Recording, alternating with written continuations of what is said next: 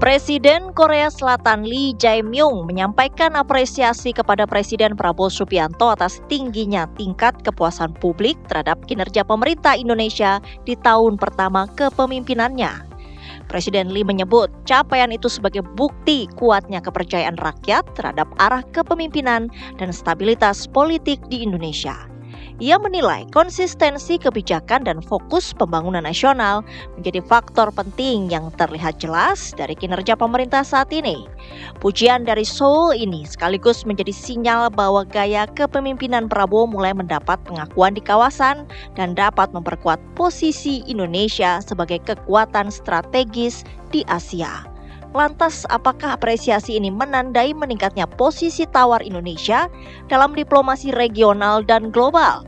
Sejauh mana kepercayaan publik di dalam negeri ikut membentuk citra serta kredibilitas Indonesia di mata dunia?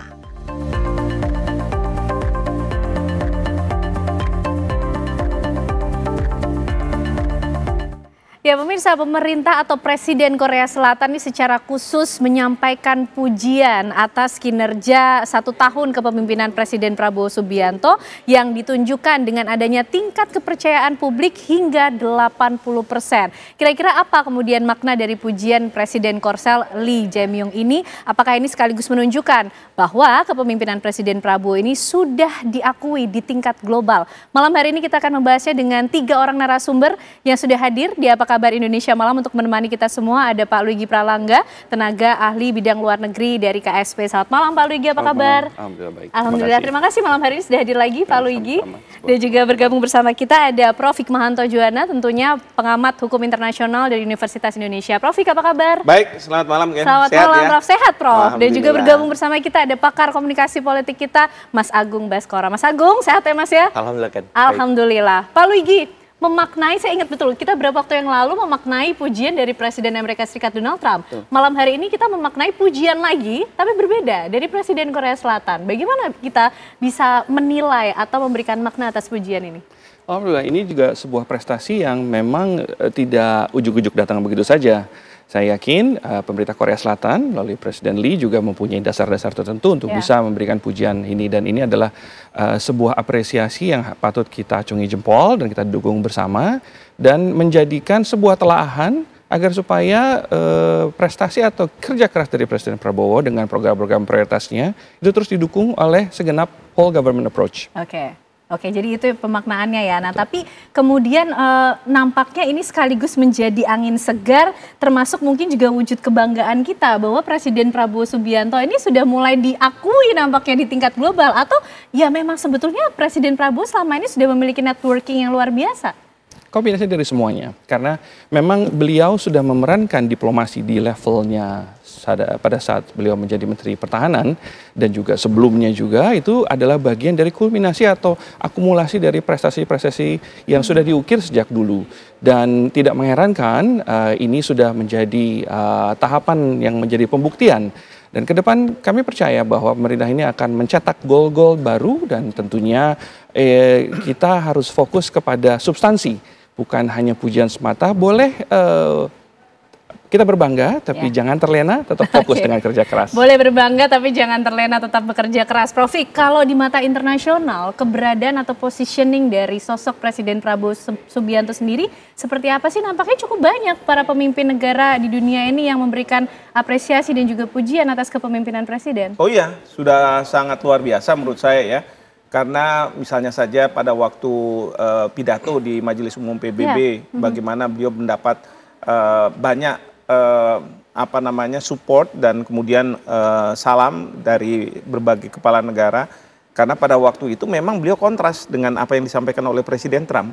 Dan suara rakyat negara-negara, masyarakat internasional di situ merasa bahwa tersalurkan dengan pidatonya Bapak Presiden.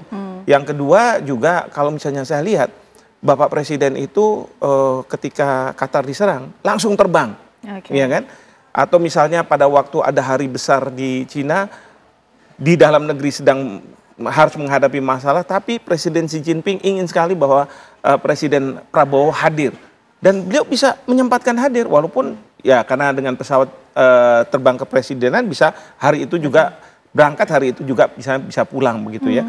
Jadi ini suatu hal yang luar biasa, dan yang saya lihat misalnya dengan Presiden Korea Selatan ini, beliau udah kontak-kontakan waktu beliau menjadi Presiden Korea Selatan, ya. Jadi setiap kepala pemerintahan, kepala negara yang baru katakanlah kayak dengan Australia langsung dikontak sama beliau, wah bilang sampai ini dan lain sebagainya, sehingga ketika beliau datang ke suatu negara sambutannya luar biasa. Tapi sebaliknya ketika tamu-tamu kepala pemerintahan, kepala negara datang ke Indonesia, coba disambut sama Presiden Prabowo juga luar biasa kan. Motorcade-nya, terus kemudian nanti di istana dibuat sedemikian rupa sehingga grand. Seolah-olah setiap kepala pemerintah, kepala negara itu merasa ada rasa berutang budinya, ya, rasa tidak enaknya. Dan terus terang Presiden tidak punya masalah dengan bahasa, jadi beliau bisa ketemu dan berbincang dengan kepala pemerintahan, kepala negara dengan at ease kata orang bilang ya, dengan santai gitu ya. Bahkan kadang-kadang juga bisa langsung telepon ya. Jadi misalnya terkait dengan perdamaian 20 poin perdamaian Trump, saya yakin Presiden Prabowo juga telepon-teleponan sama Pak Presiden Trump. Mungkin juga dapat ide-ide juga dari Steve Witkoff. Maka waktu pidato itu Presiden bilang ya, misalnya pertama mereka tahu bahwa dari Amerika minta supaya tolonglah nih normalisasi hubungan dengan Israel. Presiden bilang oke, tapi akui dulu Palestina, kan begitu. Terus kemudian ada cerita keamanan internasional harus dibantu sama negara-negara masyarakat internasional. Itu muncul kan di dalam 20 poin Trump itu, ISF ya, International Stabilization Force. Jadi kalau seperti itu, saya tidak heran kalau misalnya Presiden Korea Selatan melakukan apresiasi, memberikan apresiasi. Saya yakin kedutaan besar di Korea Selatan sudah mengumpulkan berbagai informasi, mungkin ada polling-polling yang sudah didapat, lalu disampaikan kepada pemimpinnya, ya, menceritakan ini loh kondisinya seperti ini, ya. Meskipun tadi Pak Lugi bilang, ada nih kerja keras nih. Nah, saya harus bilang nih para menteri nih, para pembantunya Presiden. Iya, presidennya udah bagus kayak begini. Kalau nanti rakyatnya dibuat kecewa sama menteri-menterinya, kita masalahkan ini ya. Itu PR besar dan tantangan ya untuk menjawab ujian. Saya katakan whole government approach. Jadi Presiden juga mempunyai pendekatan yang istimewa dan ini harus disusul dengan kinerja tim di bawahnya. Oke, tapi sebelum kita bicara soal tim, Mas Agung, kalau bicara polling kayaknya Mas Agung yang bisa menjawab nih, Prof. Ya kan? Karena Presiden Korea Selatan ini memberikan pujian atas dasar tingkat kepercayaan publik yang tinggi, mencapai 80% untuk Presiden Prabowo Subianto. Memang pola komunikasi politik di level internasional seperti apa, Mas, yang bisa kita baca? Ya, ini kelanjutan aja kan sebenarnya waktu Pak Presiden Prabowo diumumkan versi quick count, itu banyak negara mengucapkan. Versi real count KPU juga begitu, banyak negara. Jadi ketika Presiden Korsel bilang dia mengapresiasi tingkat kepercayaan yang tinggi atas Presiden Prabowo, saya kira semakin banyak pemimpin dunia yang percaya secara metodologis soal survei ini, saya kira. Jadi ini runtutan narasi yang menurut saya linear dan konsisten saja, bahwa mereka percaya situasi, kondisi di Indonesia itu relatif stabil, terkontrol, dan ada progres untuk lebih baik. Yang pertama itu. Yang kedua, suka atau tidak, ini bahasa yang menurut saya ya bentuk dari keberhasilan Presiden Prabowo melakukan soft power diplomasi. Jadi ada negara yang kuat karena kekuatan militernya, tapi ada negara yang kuat karena kekuatan pendekatan diplomasinya, pendekatan persuasifnya semacam itu. Dan Indonesia sekarang ini saya lihat ingin dianggap punya soft power yang mirip-mirip negara adik kuasa lah. Kalau US, China dan seterusnya adik kuasa karena hard powernya gitu. Nah, kita bisa jadi adik kuasa karena soft powernya, karena pendekatan-pendekatan humanisnya, pendekatan-pendekatan persuasifnya, dan itu dilakoni oleh Presiden Prabowo secara konsisten. Tadi Prof. Hikmahanto sudah menjelaskan di banyak negara kita diterima. Saya mengingat di Prancis kita ikut parade nasional, di India juga begitu. Bahkan sampai mengirimkan parade defile dari dan Indonesia. itu diiriin sama negara tetangga. Kok Perdana Menteri kami nggak digituin misalkan? Kan itu menarik gitu. Yang kedua itu. Nah, yang ketiga soal legitimasi politik. Kalau misalkan di dalam negeri bagus, ternyata didengar di luar gitu. Sehingga stabilitas politik menjadi kunci, dan di tahun pertama ini itu berhasil dicapai oleh Presiden semacam itu. Dan legitimasi politik ini barang penting untuk memastikan fungsi-fungsi lain dari pemerintahan bisa berjalan optimal, mensejahterakan, memastikan kita terlibat dalam pergaulan dunia, memastikan hal-hal lain juga bisa berlangsung. Mungkin seperti itu sebagai pengantar. Pak Luigi, soft power diplomasi ini yang menjadi agenda utama Presiden Prabowo setidaknya dalam 1 tahun ini, sehingga bisa menjadi gate in atau pintu masuk untuk bisa negara-negara lain ikut mendukung apa yang tengah diupayakan Presiden di dalam negeri juga. Betul. Jadi ini sebuah modal dasar, artinya soft power beliau itu juga datang dari keberhasilan beliau mengelola isu-isu strategis prioritas yang sudah dicanangkan sebagai program besar dari pemerintah ini. Dan berdasarkan kemajuan, dan memang juga kita juga punya beberapa tantangan, namun itu sebuah prestasi yang patut dibanggakan. Dan ini dilihat oleh mitra-mitra internasional sebagai sebuah pertumbuhan yang assuring bagi para mitra internasional. Itulah kenapa pujian itu juga datang dengan sendirinya, dan mereka juga, saya yakin, sudah mempunyai banyak sekali pertimbangan assessment, telaahan yang diterjemahkan dalam bentuk appreciation, gestures, opportunities yang memang diberikan kepada Presiden Prabowo pada setiap lawatannya, preferential treatment dan segala macam. Jadi itu sebuah bentuk dari demonstrated capabilities yang beliau sudah tunaikan. Soft power ya terutama, dan juga Indonesia juga mengedepankan banyak sekali inisiasi-inisiasi atau program-program terobosan lainnya. Dan itu diterima baik oleh mereka.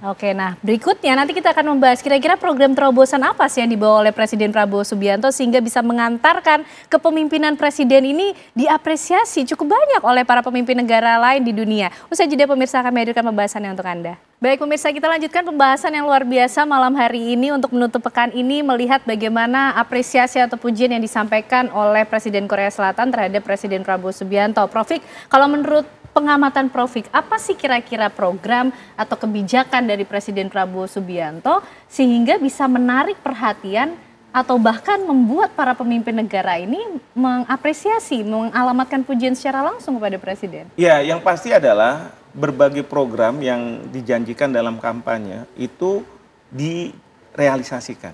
Ya, misalnya terkait dengan MBG, lalu kemudian juga bagaimana membuat Danantara, bagaimana menggerakkan perekonomian di Indonesia begitu. Lalu kemudian juga peran strategis dari Indonesia yang selama ini sebenarnya ada potensi itu, tapi mungkin tidak dimainkan secara maksimal. Nah, ini yang dilakukan oleh Presiden Prabowo. Artinya beliau engaging dengan masalah-masalah internasional. Ya, masalah di Gaza, kemudian juga masalah-masalah di APEC. Kalau perlu beliau hadir langsung berbicara dengan kepala negara, kepala pemerintahan, bahkan juga menceritakan hal-hal yang buruk. Ya, beliau berani menyampaikan. Dan karena beliau nggak punya masalah dengan bahasa, jadi apa yang di hati beliau itu terucap gitu ya, apa adanya. Nah, itu yang para pemimpin dunia senang mendengar itu. Nah, lalu kemudian juga capaian-capaian yang berkaitan dengan ya masalah-masalah di dalam negeri kita. Ya, saya yakin kedutaan besar Korea Selatan itu kan sebagai tanda kutip lah mata-mata yang sah begitu ya, mengumpulkan berbagai hal, menyampaikan kepada pemimpinnya, ini loh yang dilakukan oleh Presiden Prabowo selama ini. Dan ini salah satu dari mungkin ada survei-survei yang dilakukan seperti ini. Jadi itu menjadi bahan bagi Presiden ketika Presiden Korea Selatan ketika beliau menyambut. Dan atas dasar itu beliau menyampaikan bahwa ini bagus sekali. Dan itu sebenarnya jadi modal utama juga. Untuk apa? Untuk menarik investor ke Indonesia. Nah tapi kan sekarang nih, kemarin itu udah bagus segala. Tiba-tiba adalah preman lah, ada mungkin oknum-oknum yang mau pungli dan lain sebagainya. Itu harus dibereskan semua. Siapa tugasnya? Yang tadi saya katakan, ini para pembantu presiden. Jadi para pembantu presiden saya mohon jangan cuman bagaimana kursi ini selamat gitu kan. Ini kan udah 1 tahun. Bapak Presiden selalu mengatakan saya sebagai user, saya puas kok dengan mereka. Nah sekarang lakukan sesuatu. Buat nggak semuanya, ada pembantu-pembantu presiden yang memang sangat proaktif, sangat bagus dia membuat misalnya Menteri Perumahan Rakyat begitu kan, yang Presiden bilang ini anomali nih, janjinya sekian tapi melebihi. Nah kan begitu kan. Nah itu yang harusnya dilakukan oleh setiap menteri, koordinasi yang ketat, jangan sampai nanti beda pandangan antara menteri muncul di media ya, yang membuat persepsi masyarakat jadi berbeda. Dan itu yang kemudian akan mengurangi kepuasan publik terhadap presiden nantinya. Yang juga dilihat oleh dunia juga. Iya, ya, presiden Prof, ya? sudah bagus, sudah menetapkan posisi yang luar biasa kalau menurut saya. Tapi ini sekarang pembantu-pembantunya. Kalau mereka bilang kayaknya saya sulit untuk bisa ikut dengan irama Bapak Presiden, ya mungkin sudah waktunya, nggak usah dipertahankan. Sudah waktunya minta mengundurkan diri aja, kan gitu kan. Oke. Nah nih Mas Agung, kalau kita coba meng-capture kondisi di dalam negeri, apresiasi yang luar biasa disampaikan oleh beberapa pemimpin dunia terhadap Presiden Prabowo Subianto. Ini seirama nggak sih kalau bicara soal irama? Seirama dengan kondisi di dalam negeri tidak sih? Atau ini justru berbeda karakteristiknya? Iya, terakhir yang saya lihat untuk konteks pemimpin luar yang apresiasi Presiden Prabowo itu ketika Perdana Menteri Jepang Mbak Ken itu menggeser kursinya, itu viral juga untuk melihat Pak Prabowo lagi baca ketik apa. Maksudnya supaya ini tervalidasi ya apresiasi para pemimpin dunia, dan rakyat kita perlu tahu bahwa di dunia citra dan persepsi publik internasional itu cukup baik. Nah, di dalam negeri seperti apa kondisinya? Nah, saya sering menyampaikan bahwa 1 tahun pertama presiden itu kan kalau main bola 18 menit pertandingan dari 90 menit. Jadi masih baru untuk fase koordinasi, komunikasi, sinkronisasi, dan seterusnya. Jadi kalau memang ada kekurangan-kekurangan memang harus kita kawal. Program-program mercusuarnya itu apakah MBG, sekolah rakyat, pemeriksaan kesehatan gratis. Karena capaian kuantitasnya sudah bagus. Yang perlu dioptimalkan bagaimana kualitas program itu terjaga supaya MBG yang minor-minor hilang. Sekolah rakyat kualitasnya belum optimal bisa lebih baik. Koperasi Desa Merah Putih sudah 80 ribuan, itu bisa benar-benar jadi koperasi seutuhnya. Masalah-masalah yang dikhawatirkan bisa teratasi. Nah, yang jelas saya melihat publik juga butuh waktu mengevaluasi. Karena kan 1 tahun menurut saya kurang fair juga kita menyimpulkan bahwa nilainya sekian, tapi minimal kita punya patokan awal positif, awal yang baik sebagaimana transisi terjadi, dan harapannya memang ini bisa menjadi cambukan untuk para menteri yang tadi disampaikan Prof. Hikmahanto untuk lebih keras lagi, supaya Pak Prabowo ini nggak sendirian kayak Wus itu kan, cepet banget gitu. Ternyata menterinya masih pakai argo Parahyangan gitu, kan repot. Nah, bagaimana caranya ritme ini bisa disesuaikan supaya kita melihat harmonis sebuah tim yang solid, yang kuat, yang di periode tahun kedua nanti bisa mensejahterakan masyarakat seperti itu. Baik, Pak Luigi, contoh kebijakan atau program dari Presiden Prabowo Subianto yang real dirasakan oleh rakyat sampai juga mendulang apresiasi dunia, ini apa saja? Dan kira-kira pesan khusus yang terjadi antara Presiden Prabowo dengan Presiden Korsel apa sih? Dari sisi program nasional, tentunya seperti sudah diulas oleh dua pembicara kita, MBG, ya, cek kesehatan gratis, sekolah Garuda, itu adalah sebuah portfolio yang memang flagship, ya, dan ini proyek besar itu undertakingsnya memang tidak mudah, apalagi di tahun pertama beliau, memang kita sudah melalui tahun pertama, dan kita juga penting untuk memahami bahwa Indonesia di bawah kepemimpinan Presiden Prabowo itu mewarisi tantangan global yang extraordinary, yang benar-benar luar biasa dan tidak pernah terjadi sebelumnya, ya, apalagi di sektor pembangunan di mana salah satu negara penyumbang terbesar dana pembangunan seperti USAID yang ditutup akhirnya oleh Presiden Trump itu juga memberikan impact sebuah kondisi tantangan yang besar. Nah, di saat bersamaan juga Presiden Prabowo mempunyai banyak proyek-proyek prioritas nasional.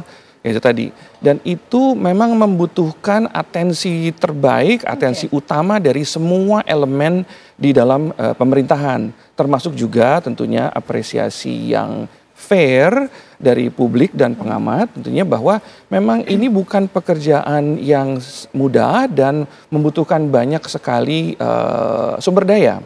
Nah, saya yakin dengan temuan-temuan, kritik sosial, serta penyesuaian-penyesuaian, termasuk juga teguran keras yang diberikan Presiden kepada timnya di dalam pemerintahan, itu juga sudah mulai menampakkan perbaikan. Memang kita tidak bisa berharap itu langsung terjadi sedemikian rupa cepatnya, tapi ini sudah menjadi peringatan keras dan menjadi telaahan keras untuk supaya ini tidak berlarut-larut dan bisa diperbaiki. Dan di saat bersamaan juga prestasi yang sudah dijalankan atau sudah dicapai itu juga menjadi modal dasar Indonesia untuk memproyeksikan dirinya bermain di kancah regional dan internasional. Indonesia sudah dipandang menjadi sebuah geopolitik anchors di Indo-Pasifik. Pemimpin di ASEAN, anggota satu-satunya dari kawasan Asia di G20, itu sebuah pencapaian yang memang patut diapresiasi, namun juga harus dicermati karena itu akan memberikan sebuah tanggung jawab baru, tantangan baik juga, kepada presiden dan semua lebih tinggi lagi. Bisa lebih tinggi lagi, artinya raising the bar.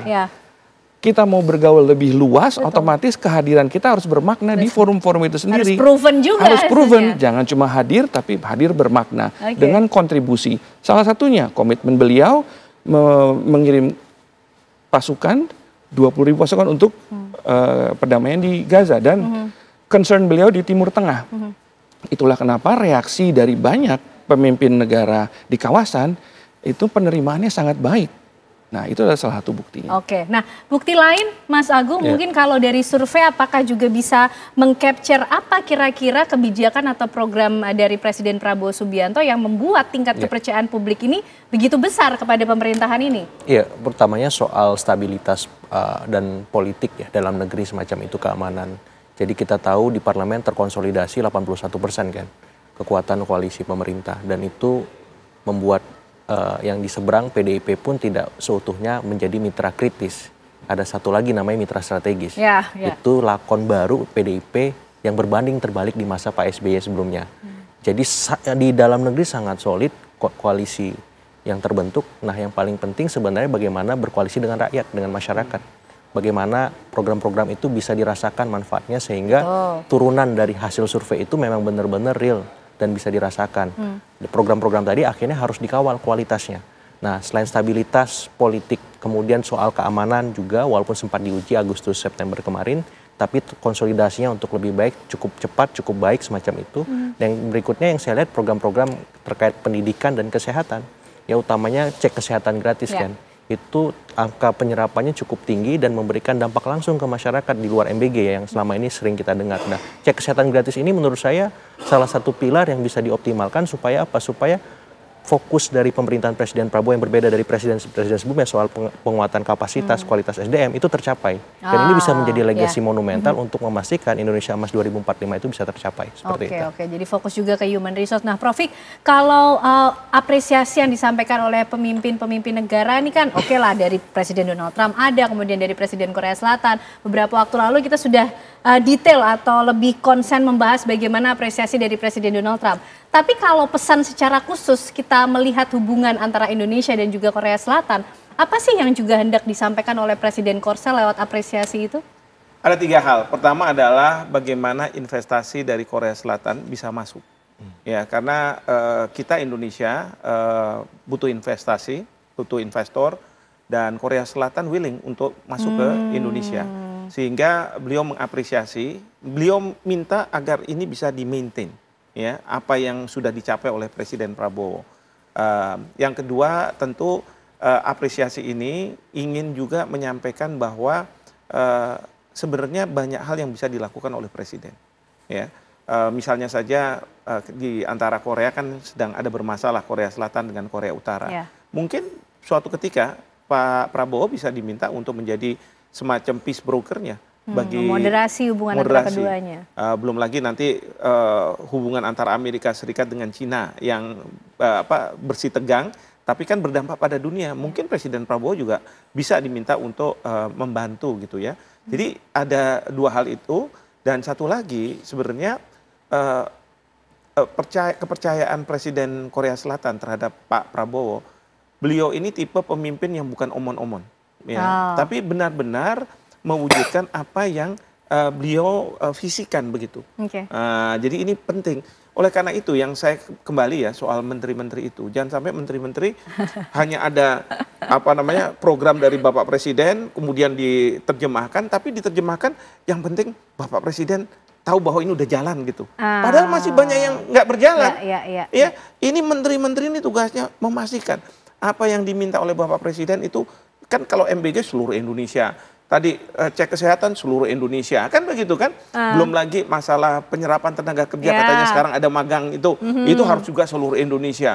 Belum lagi nanti ada masalah Danantara, bagaimana mereka bisa, kalau saya sih dorong-dorong, udah itu nanti rekonstruksi Gaza, itu yang namanya BUMN karya itu bawa ke sana, serap tenaga kerja gitu kan, 200 triliun yang dimasukkan oleh Pak Purbaya ke bank-bank itu gunakan sebagai modal awal, karena nanti kan dari pihak pemerintahan negara-negara Timur Tengah akan masukkan gitu kan, lalu kemudian juga pasukan yang mau dikirim 20.000, segera ISF itu segera harus dihadirkan, karena apa? Karena perang di Israel ini, di Gaza ini, Israel ini gencatan senjata tapi masih nyerang. Nah, seandainya ada 20.000 pasukan ditambah dengan pasukan-pasukan lain, mereka kan jadi enggan untuk menyerang Gaza. Itu sebenarnya posisi strategisnya. Tapi saya lihat ada pejabat yang mengatakan di sini, oh kita harus dapat dulu dari mandat dari PP. Mati saya bilang. Ini gimana sih? Bapak Presiden udah kenceng kayak begini, pakai mandat-mandat. Saya kasih tahu sangat berhati-hati begitu, sangat berhati-hati karena mandat itu memang nggak dibutuhkan. Ini kan yang diciptakan oleh Presiden Trump. Jadi ini yang disebut sebagai, kalau dulu Presiden Bush, coalition of the willing. Itu nggak ada mandat dari PBB, betul nggak? Beliau ini Pak Lugi ini dari orang PBB, beliau udah tahu betul gitu kan. Ada yang memang dimandatkan, ada yang tidak dimandatkan. Dan ekspektasinya ketika menteri ditaruh di situ, dia sudah tahu apa yang harus dilakukan. Betul, begitu, Prof, udah tahu dan langsung siap gitu. Presiden bilang gini, terjemahannya begini, kita harus lakukan sampai di tingkat level masyarakat. Sehingga apa? Ketika masyarakat disurvei, betul. Antara yang diinginkan oleh Presiden dengan apa yang dirasakan oleh masyarakat itu cocok gitu. Jangan sampai dasen dasolen tuh ya, antara yang nyata dengan yang idealnya. Begitu, ada gap kan? Gitu ada ya, Prof, gap. Ya. Oke, nah ini menarik ini, menerjemahkan apa yang diinginkan Presiden Prabowo Subianto yang sudah begitu extraordinary, menempatkan posisinya sampai diakui dunia. Kita ingin tahu bagaimana konsistensi dari kebijakan. Tadi nyambung nih, jangan hanya soal kuantitas, jangan soal sudah dikerjakan saja, tapi betul-betul kualitas juga diperhitungkan. Nanti dijawabnya ya Bapak-bapak, usai jeda pemirsa kami kembali untuk Anda.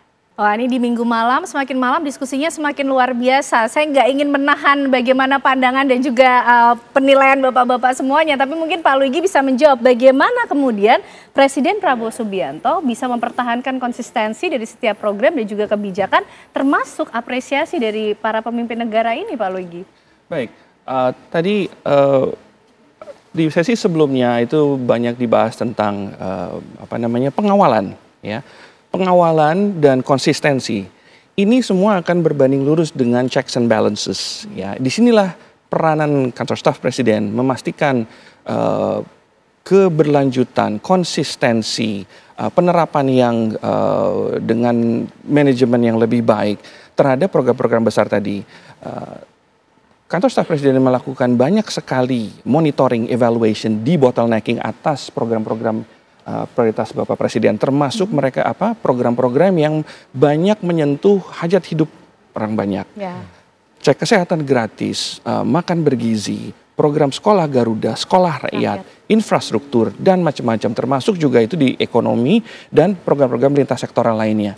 Nah, disinilah pentingnya checks and balances itu yang diperankan selain oleh kantor staf Presiden juga oleh segala lapisan masyarakat. Itu adalah bentuk kontrol sosial untuk memastikan bahwa apa yang sudah dicita-citakan oleh Bapak Presiden itu benar-benar terjadi, terlaksana, nyata, walaupun mungkin ada hambatan di jalan, tapi itu adalah bagian dari perjuangan. Betul. Nah, di saat bersamaan, Prof. juga tadi menyinggung tentang rencana pengiriman kontingen Garuda ya sebesar 20.000 pasukan. Pengalaman pribadi saya dulu pada saat bertugas pada misi pemilihan perdamaian di Liberia, itu di periode tahun 2004 sampai 2010 itu adalah program pengiriman pasukan yang paling besar. Itu aja 14.000 dari berbagai negara. Apalagi sekarang dengan ide dan terobosan Presiden Prabowo yang mengirimkan Indonesia saja berjanji untuk mengirimkan sebanyak 20.000, itu sebuah proyek yang sangat besar yang perlu perencanaan matang. Karena ini adalah sesuatu yang extraordinary, Prof. Dari mana? Persiapan pasukan, pembiayaan, lalu assessment tentang bahaya di lapangan, pergeseran yang secara gradual, karena tidak mungkin wilayah sebesar Gaza itu langsung ditempatkan sebanyak 20.000. Dan bagaimana tadi Prof bicara soal mandat ya, coalition of the willing. Dari pengalaman saya dulu bertugas di bawah PBB, terutama di daerah-daerah penugasan yang ada kehadiran pasukan Amerika di Irak di 2002 sampai 2003. Nah, itu ada MNF, Multinational Force, Coalition of the Willing di luar mandat PBB. Dan di situ ada misi pemeriksaan senjata pemusnah massal PBB. Gagal. Gagal dalam arti apa? Tetap terjadi perang yang sampai bertahun-tahun. Dan di Afghanistan, saya bertugas di Afghanistan 2 periode, dari 2014 di 2015 dan yang terakhir 2021 sampai 2022. Saya mengalami sendiri bagaimana dievakuasi di Kabul. Nah, di sana ada pasukan NATO dan ada misi politik PBB UNAMA. Itu juga hasilnya tidak maksimal. Nah, dan kita juga melihat Somalia, ada misi PBB namanya UNOSOM, dan di sana ada operasi militer Amerika, Coalition of the Willing, yang dikendalikan di Qatar, di CENTCOM. Artinya desain mandat itu tadi perlu, karena di situ akan menerjemahkan siapa mengerjakan apa, dibayar berapa, termasuk untuk Indonesia. Kita tarik mundur. Penting untuk Indonesia mengorkestrasi tidak hanya mengirimkan pasukan, tapi seperti Prof tadi bilang, rekonstruksi Gaza ini siapa yang akan bertanggung jawab dan diterima oleh negara yang berada di sekitar, plus rakyat Gaza itu sendiri, Palestina dan West Bank dan Gaza itu sendiri, sehingga kehadiran Indonesia di sana menjadi solusi, bukan menjadi tambahan masalah. Itulah mungkin Prof, karena ini barang baru, beberapa dari pimpinan di kementerian terkait itu masih sangat hati-hati. Tapi memang ini perlu penguatan kebijakan dan perlu diskusi yang lebih mendalam lagi agar supaya ini nggak kelamaan diskusinya, tapi langsung bisa action. Tentunya tetap harus mendapatkan konsensus dari pihak-pihak yang berkompeten. Baik. Mas Agung, kalau bicara soal mandat, erat kaitannya dengan bagaimana mentranslate ya, tadi bahasa yang sering kita pakai, mentranslate, menerjemahkan apa yang diinginkan oleh Presiden Prabowo Subianto yang bisa kemudian dilanjutkan oleh para pembantunya di kementerian gitu kan. Nah, ini tadi Mas Agung juga bilang baru 18 menit dari 90 menit. 1 tahun nampaknya menjadi satu tolak ukur yang cukup penting ditandai oleh dunia. Bagaimana sisa 4 tahun ke belakang ini, Mas? Saya kira ini penting, minimal kita lebih objektif. Kalau pemimpin-pemimpin dunia, masyarakat internasional saja mengapresiasi, otomatis kan masyarakat di domestik akan bertanya, kok diapresiasi? Yang sudah tahu, yang belum tahu jadi lebih utuh melihat semua ini. Jadi saya melihat ini sebuah hal yang penting sebelum kita melangkah bagaimana kinerja para menteri mentranslate apa maunya presiden, karena kan Pak Prabowo ini tadi makro manajemen figur ya, jadi orang yang melihat secara utuh dari helikopter view gitu, dan otomatis menterinya harus seorang administratur yang handal gitu, mau tidak mau itu nggak ada pilihan. Jadi kualitas program yang saya maksudkan bagaimana tidak ada penyelewengan, bagaimana tepat sasaran, bagaimana program ini bisa dirasakan. Apakah itu MBG, Sekolah Garuda, Koperasi Desa Merah Putih, dan program-program populis lain. Karena kalau ini tidak diterjemahkan dengan bagus ke masyarakat, bisa jadi bumerang juga. Karena tingkat kepuasan publik itu backbone-nya adalah bidang ekonomi kan. Kalau masyarakat tidak merasakan misalkan ancaman PHK massal hilang, atau stabilitas harga-harga sembako tidak stabil misalkan, atau soal angka kemiskinan ataupun insentif BLT yang diberikan itu tidak sampai, itu bisa menjadi bumerang politik yang membuat kepuasan itu akan terganggu nanti. Nah, bagaimana cara dan ceritanya menteri-menteri misalkan di bidang ekonomi tentu harus lebih giat, lebih keras. Selain Pak Purbaya tentunya, kalau hanya Pak Purbaya saja yang bekerja bahaya ini barang semacam itu. Jadi menteri ekonomi harus lebih gesit. Dengan jumlah menteri yang cukup banyak yang bisa membuktikan jadi kalau bisa semuanya seperti Pak Purbaya gitu, bekerja lebih keras, lebih gesit, lebih transparan, supaya apa? Publik melihat bahwa matahari terbit optimis itu dari kabinet, bukan hanya dari Pak Purbaya, dari semua menteri. Jadi standarnya, SOP bekerjanya seperti beliau, sangat komunikatif, bahasanya sederhana, enggak jelimet walaupun bidang keuangan. Karena selama ini kan kita mikirin keuangan tuh ribet banget gitu. Orang awam seperti saya butuh membaca lagi literatur-literatur supaya paham ekonomi. Tapi dengan Pak Purbaya, oh sesederhana itu. Nah, menteri lain juga harus sederhana itu, jangan jelimet. Kalau memang bahasanya mudah, kenapa harus susah gitu kan? Karena semua kepentingannya untuk rakyat. Persis gitu. Jadi kalau bisa lebih dari Pak Purbaya malah, lebih bagus lagi. Sehingga publik akan melihat, kok banyak banget ya menteri Pak Prabowo sekarang bagus-bagus. bahkan lebih bagus dari Pak Purbaya. Tapi gini Mas Agung, mungkin sebagai suggestion kita fokus lagi ke Presiden Prabowo Subianto ya. Ke depan bagaimana kemudian Presiden ini juga harus berupaya atau cara-cara seperti apa yang harus digunakan sehingga momentum apresiasi dari negara-negara di dunia ini tidak hanya sekedar momentum temporary saja dan dimaknai sebagai pencitraan saja, tapi betul-betul ada beban tanggung jawab untuk membuktikan beyond dari itu, lebih dari itu. Saya melihat memang tahun kedua nanti Presiden harus mau tidak mau lebih mendisiplinkan para menteri. Kalau memang dia tidak bisa mencapai target atau kerjanya nggak maksimal, ya mau nggak mau diganti. Walaupun misalkan dari ketua umum partai misalkan, kalau memang nggak bisa keluar kabinet, mending direposisi. Misalkan dia nggak jago di keuangan, diganti ke energi. Jadi kan reshuffle terbatas. Itu kan win-win solution juga. Jadi yang nggak bisa kerja harus segera diganti supaya tidak menjadi beban bagi Pak Presiden. Karena Pak Presidennya sudah lumayan agresif nih, lumayan positif apresiasinya. Nah menteri-menterinya harus seperti itu juga. Nah kalau yang nggak bisa ngikutin ritme, yang ada pilihan selain diganti atau direposisi. Kalau ketum partai kan ribet juga nanti stabilitas politiknya. Nah di luar itu saya lihat bahwa ya ini harus nggak tahu ya, manajemen street level birokrasinya itu harus punya irama yang sama juga dengan ini menterinya udah oke nih. Ini dirjen-dirjen di bawahnya ini birokrasinya juga harus digenjot. Jangan sampai kata Pak Prabowo jangan ada pemerintahan dalam pemerintahan. Ini harus dibongkar orang-orang ini siapa. Kalau memang nggak bisa ikutin irama menteri, irama presiden, ganti deh. Maksudnya mau nggak mau ya kita naikin yang anak-anak muda yang masih idealis itu untuk menggerakkan republik ini. Dan saya yakin anak muda itu bisa. Tinggal menterinya ini berani nggak gitu. Jadi sebetulnya pesan atau mandatnya Presiden Prabowo sudah sangat clear. Prof Vik tadi udah nahnya ini kayaknya cukup banyak yang ingin disampaikan. Gimana Prof Vik? Internasional kemudian nanti akan menilai Presiden Prabowo dalam tahun-tahun ke depan. Iya, jadi yang seperti saya katakan, kita mendapat apresiasi yang sangat luar biasa dari masyarakat internasional melalui kepala pemerintahan, kepala negara.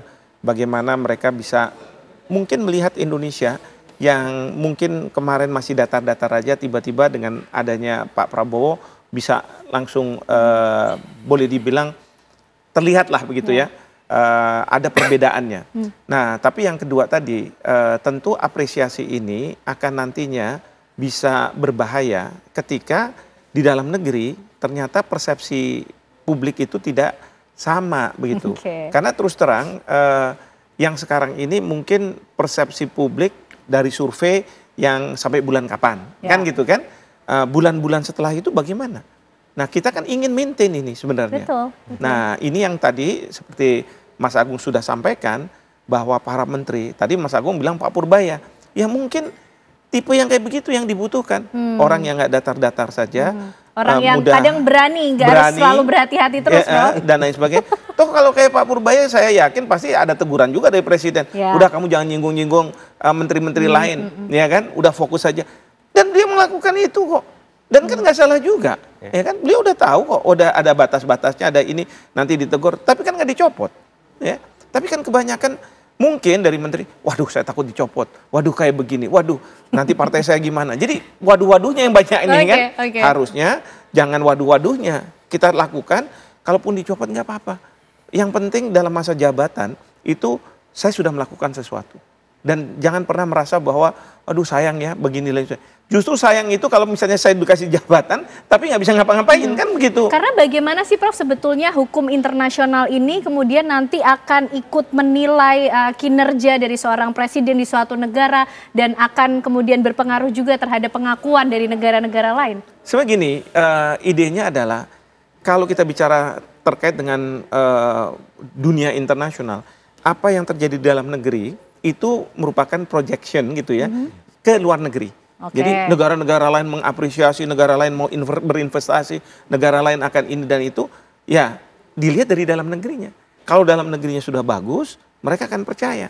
Tapi kalau misalnya dalam negerinya ada ya macam-macam dan lain sebagainya, nah itu yang terus kemudian kepercayaan luar negeri terhadap Indonesia mungkin juga akan berkurang.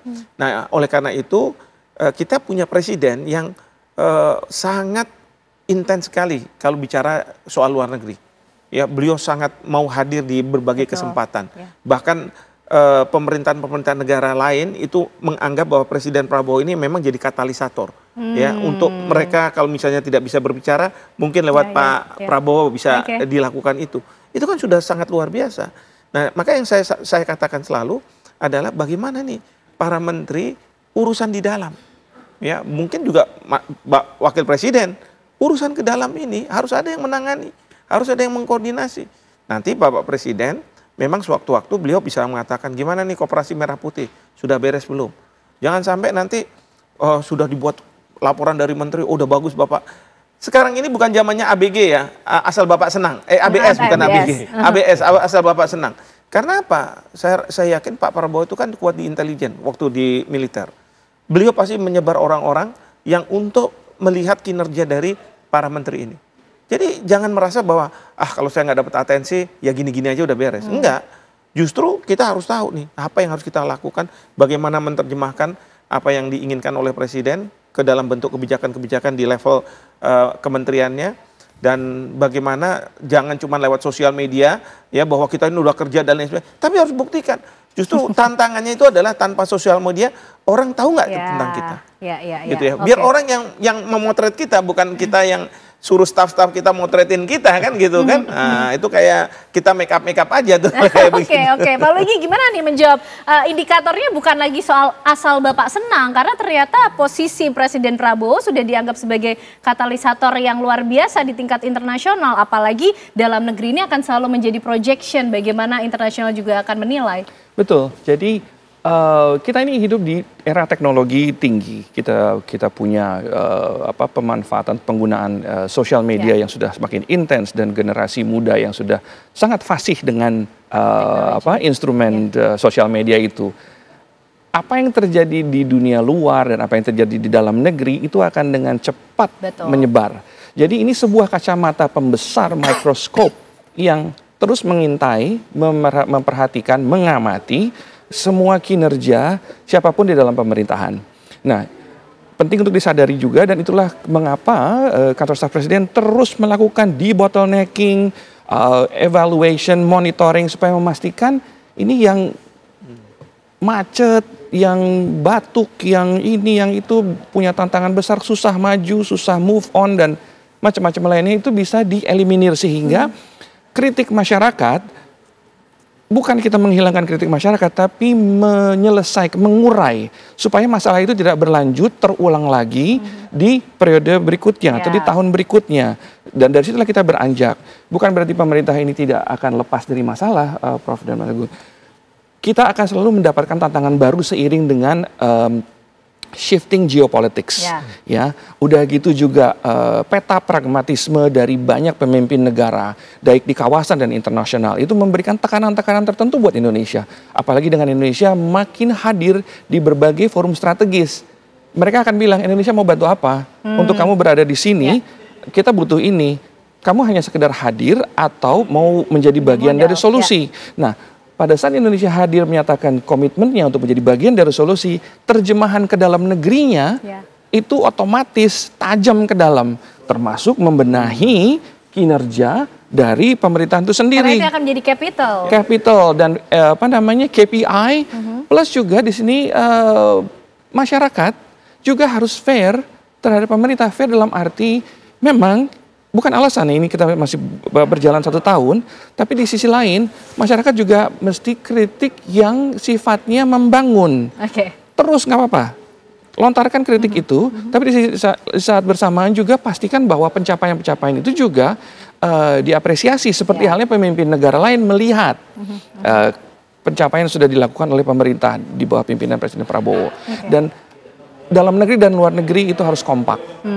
Inilah yang penting untuk bisa kita proyeksikan bersama. Senang sekali perbincangan malam hari ini menutup pekan ini dengan luar biasa. Semangatnya Presiden Prabowo sudah begitu hebat sampai menuai apresiasi dari pemimpin-pemimpin negara. Tinggal tunggu nanti bagaimana kekompakan di dalam negerinya. Begitu ya Bapak-Bapak. Terima kasih Pak Luigi, Prof. Hik, terima kasih Mas Agung juga terima kasih atas malam hari ini. Sehat selalu semua.